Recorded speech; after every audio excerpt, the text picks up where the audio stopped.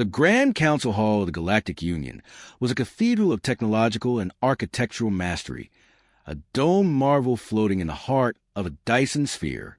It pulsed with artificial starlight, casting shifting shadows over the towering alien delegates seated in their respective tiers. 1,000 languages overlapped in murmurs, clicks, growls, and subsonic hums. Some species communicated in electromagnetic pulses, others through phenomenal diffusion. The sheer scale of the assembly should have been awe-inspiring. But to Captain Elias Carter, it felt like standing in the world's largest boardroom full of condescending executives. He stood on the lowest platform, the designated space for humanity's delegation, small, unimposing, dismissible. Beside him, Dr. Leila Patel adjusted the neural uplink band wrapped around her temple, her expression neutral, but eyes sharp. Felix Fix Mendoza, the team's engineer, vibrated with barely concealed excitement, his fingers twitching as if desperate to take apart something important. Riley Voss, the wild card, leaned casually against a railing, a smirk tugging at their lips as they scanned the alien crowd with the ease of a gambler sizing up a rig table. The atmosphere in the chamber was thick with amusement. The air vibrated with subharmonic laughter, the kind that didn't come from vocal cords but from mandibles, chitin plates, and bioluminescent displays flickering in patterns of mocking mirth. Then the first insult came. A towering, insectoid alien, a Chikthari, if Elias remembered correctly, clicked its mandibles, amplify its voice through the translation matrix. "We welcome the Terran delegation," it said in a tone as rich with condescension as it was with amusement, though we remain perplexed. A serpentine alien, its body coiled around a hovering throne, let out a long, whistling exhale. Its bioluminescent frills shifted to a mocking scion as it flicked its gaze over them. Indeed, what exactly does your species contribute? Another delegate, a quadrupedal, armored Sikari general, chuckled in a voice like grinding stone. No psionics, no genetic augments, no interstellar empire. Even your ships are outdated. Your technology is rudimentary at best. The laughter spread.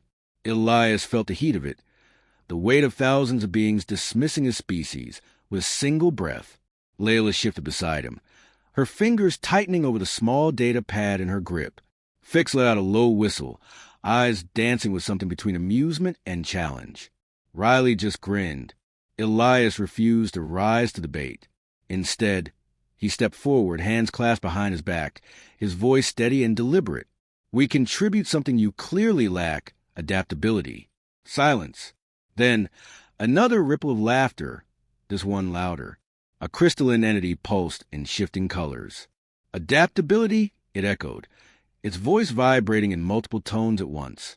A euphemism for desperation, no doubt. The serpentine alien uncoiled slightly, its frills darkening to a deep green of condescension. "Ah, yes, the human ability to improvise. How quaint. But we are talking about galactic warfare, Captain Carter, not backwater survival games." Elias remained still, eyes unreadable. "Survival games," he repeated. Interesting choice of words. He was about to continue when the chamber's central display flared to life.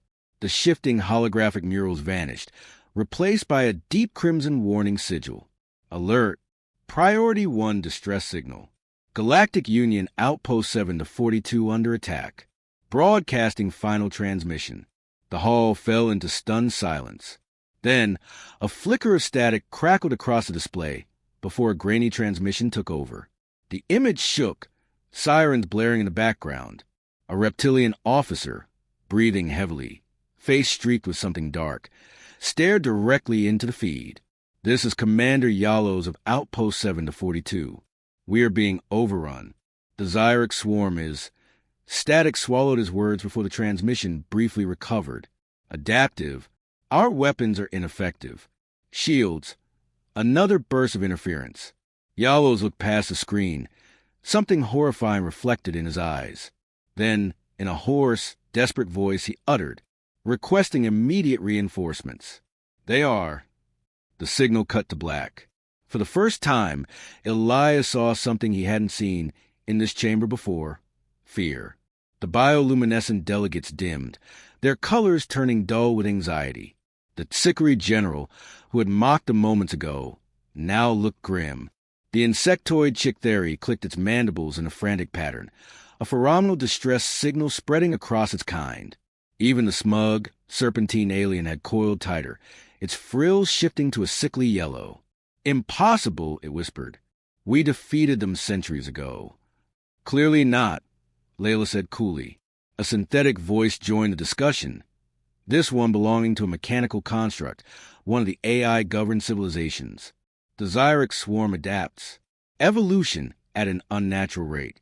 Previous engagements render their hive structure vulnerable to coordinated assaults. If they have returned, they have changed. Riley arched an eyebrow. "So let me get this straight. You've already fought these things, but you still don't know how to deal with them?"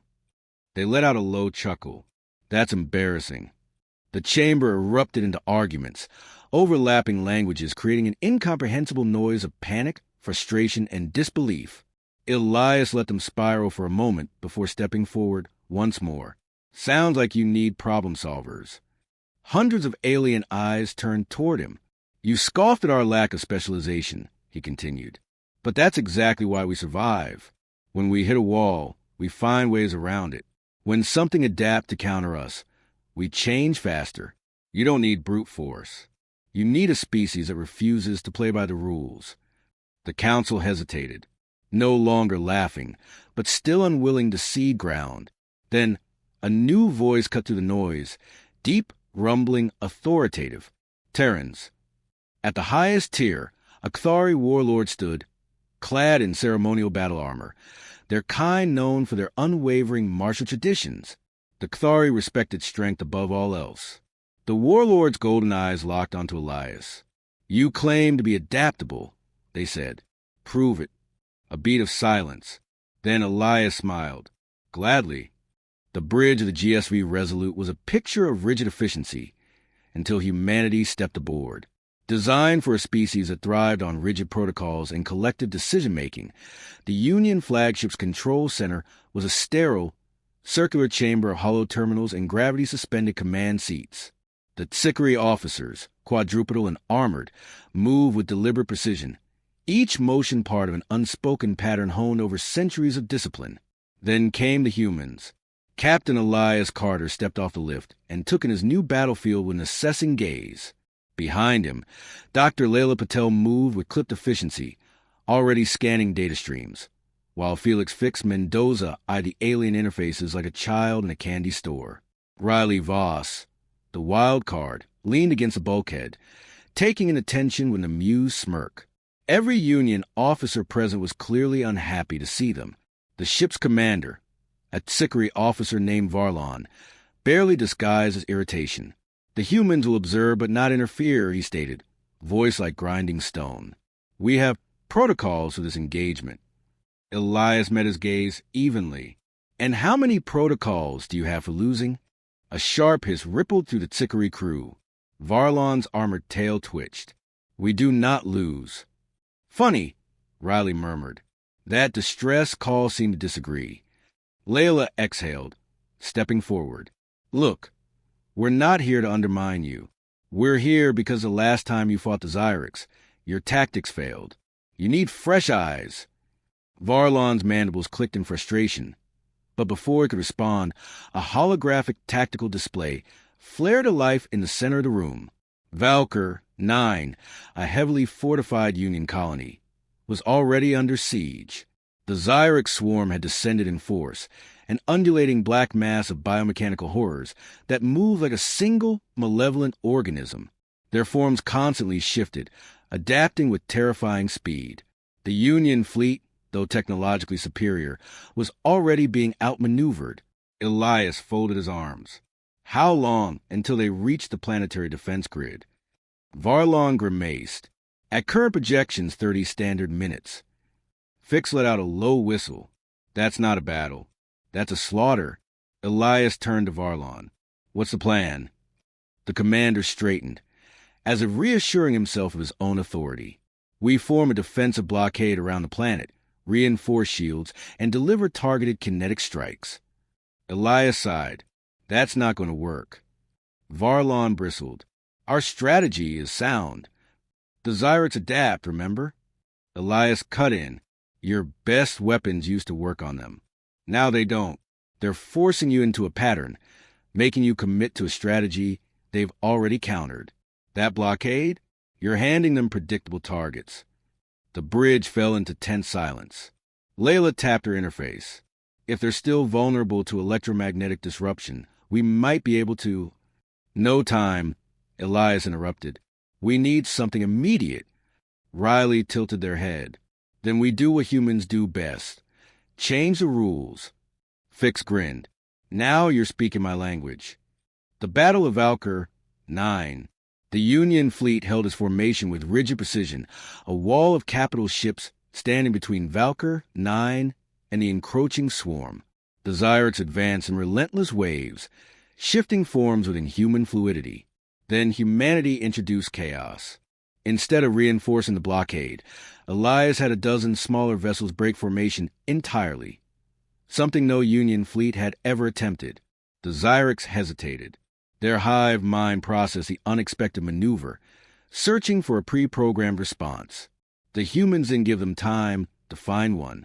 Fix's wild idea had taken shape in the form of hacked Union drones, loaded with an AI-generated algorithm of nonsense. Randomized electromagnetic pulses, unpredictable movement patterns, and false attack signatures flooded the Zyrex neural network. It was digital warfare through sheer absurdity.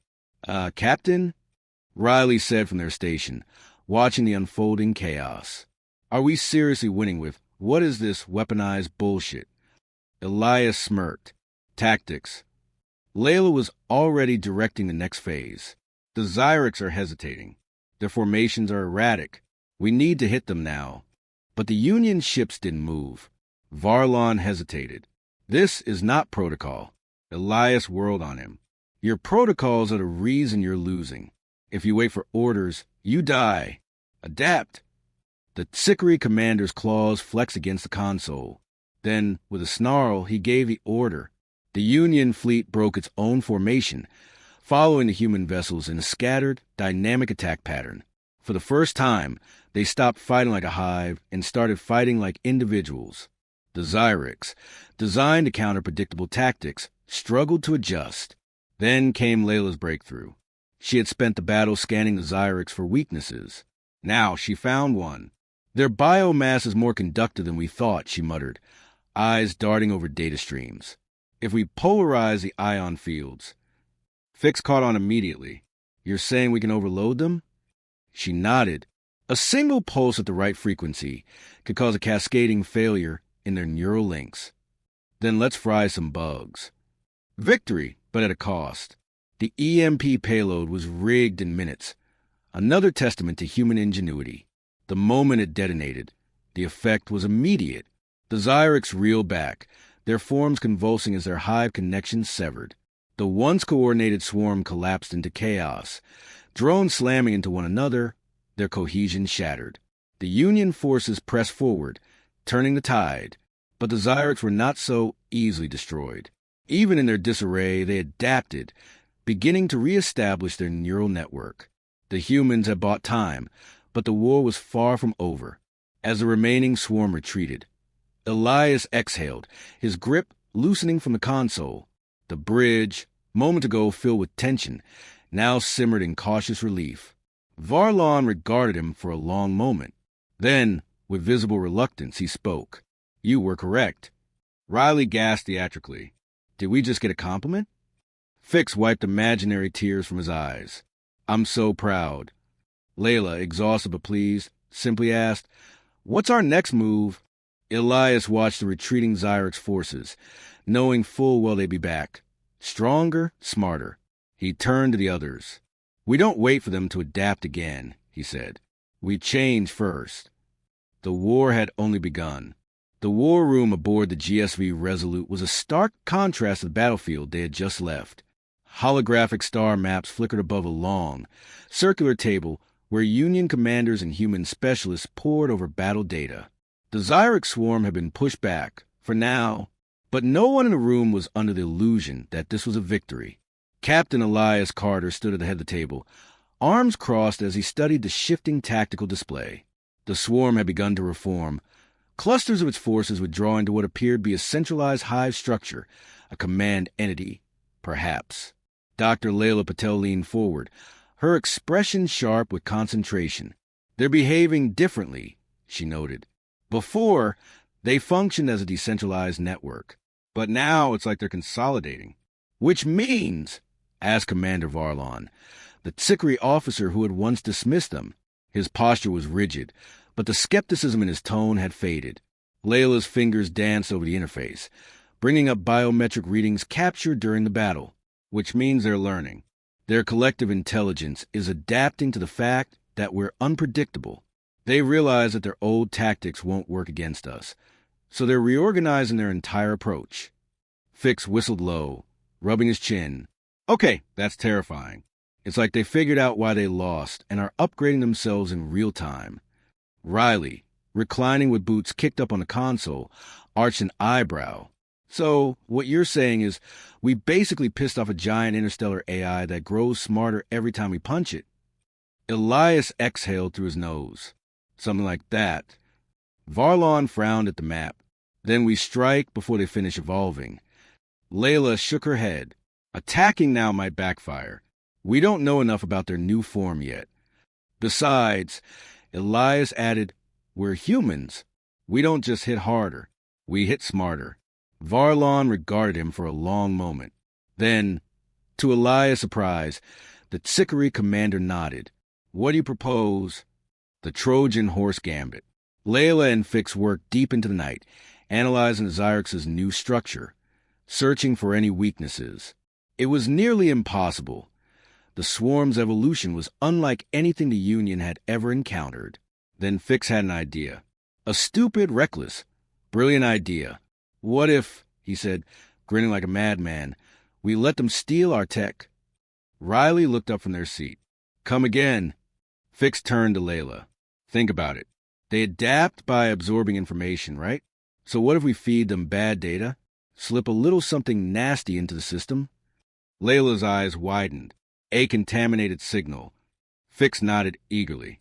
We rig a Union ship, make it look like an easy target, and let them consume its data.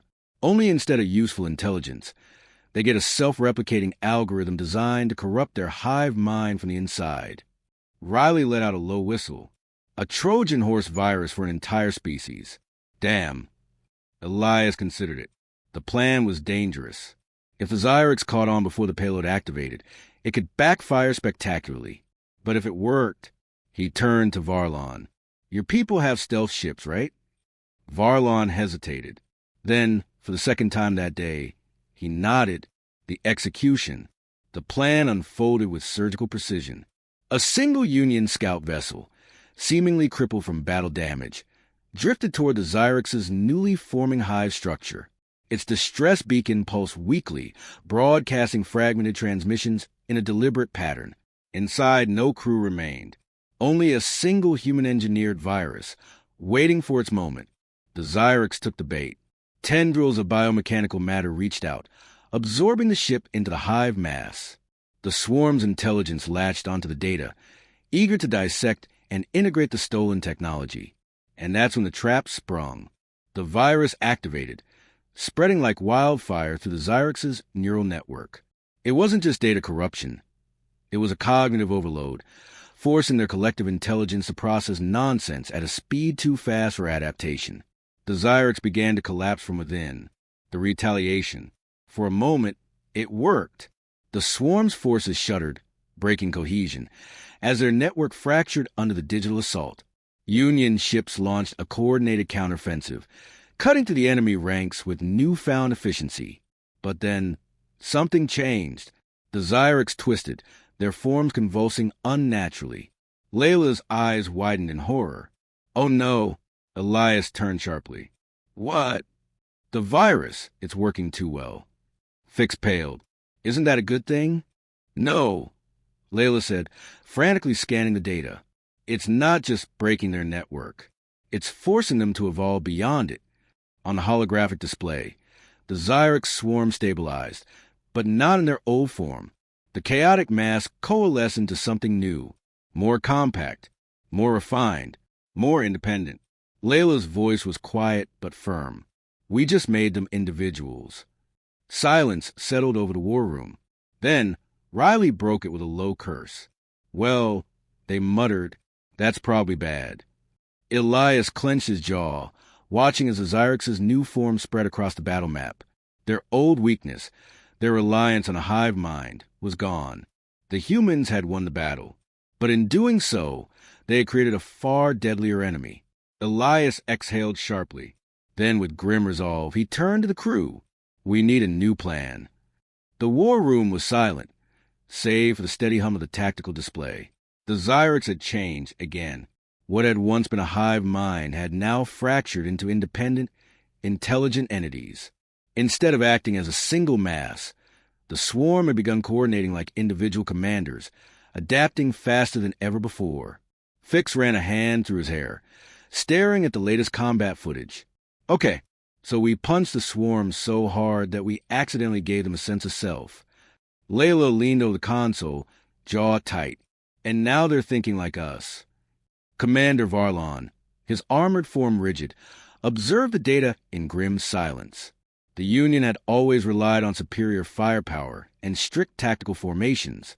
Against a hive mind, that had worked, but against an enemy that could think, that could outmaneuver them on an individual level? Elias exhaled slowly, his mind racing. They needed a new strategy. They're not a swarm anymore, he murmured. They're an army. The room tensed. Varlon folded his arms. Then we treat them as such. Layla frowned. That's just it. They're not an army in the traditional sense. Armies have hierarchies, chains of command. The Zyrex don't need those. They're thinking and adapting on the fly. We can't predict them anymore. Fix rubbed his temples. Great. So now we're fighting space ninjas with supercomputers for brains. Riley, leaning back with her usual smirk, tapped the table. Then we stopped trying to predict them. Elias looked up. Explain. Riley shrugged. They learned how to think like us, right? They've studied our tactics, adapted to our strategies. So what if, they grinned, we start fighting in a way that even we don't understand? Fix blinked. You're suggesting we just wing it? Riley spread their hands. Not just wing it, but instead of playing by the rules of war, we break them. Layla's eyes narrowed. You're talking about asymmetric warfare. Riley snapped their fingers. Bingo. No formations, no predictable strategies. Just pure, chaotic, human improvisation. Varlon hesitated. That is not how the Union fights. Elias smirked. Exactly. The final battle. Chaos versus calculation. The Union fleet and human strike teams launched their offensive in a way no strategist, Zyrex or otherwise, could have anticipated. Instead of reinforcing strongholds, they abandoned traditional defenses. Instead of direct confrontations, they baited, misled, and misdirected. Instead of committing to large-scale battles, they splintered into smaller, unpredictable attack groups. The Zyrex, though adaptable, struggled to process the sheer randomness of human tactics. In one sector, Union ships feign a retreat, only to loop back unpredictably and strike from an unexpected angle. In another, Elias led a strike team that hijacked the Zyrex control station, only to broadcast false data, leading the swarm to attack itself in confusion. Fix and Riley took things a step further, programming hacked Zyrex drones to deliver completely nonsensical battle reports back to the enemy. We're spamming their system with absolute garbage. Fix said gleefully. Misdirection, conflicting orders, pure nonsense. It's like giving a virus to a hyper-intelligent AI and making it question reality. Riley grinned. Weaponized bullshit, round 2. Layla worked on a different front, using the Zyrex's own adaptation against them. She developed a new pulse frequency, one that would subtly disrupt their neural pathways without them realizing it. Instead of stunning them outright, it would introduce cognitive lag, forcing them to react just a little slower. A fraction of a second was all the Union needed. And it worked. The Zyrex, for all their intelligence, couldn't outthink pure chaos. Their newfound individuality, once their strength, now made them vulnerable. They had lost a perfect unity that made them unstoppable. Without cohesion, without synchronization, the swarm crumbled. One by one, Xyric ships fell. The hive worlds, now fragmented, fractured into separate warring factions, unable to coordinate against a unified enemy. The war was over. Humanity had done the impossible. Aftermath, the new balance. The bridge of the GSV Resolute was eerily quiet as the last Xyric signatures blinked out on the hollow display. Fix let out a slow whistle. Holy hell, we actually pulled it off. Layla, exhausted, rubbed her temples. Barely. Riley grinned. Still counts. Elias turned to Varlon, who had watched the battle unfold in stunned silence. The Sikari commander had fought his entire life believing in the supremacy of order, structure, and protocol. Yet here he stood, alive, because humanity had embraced the unpredictable. Varlon exhaled, mandibles clicking. Your people are unlike any I have ever known. Elias chuckled. I'll take that as a compliment. The Union had once dismissed humanity as weak, chaotic, insignificant. Now they knew better.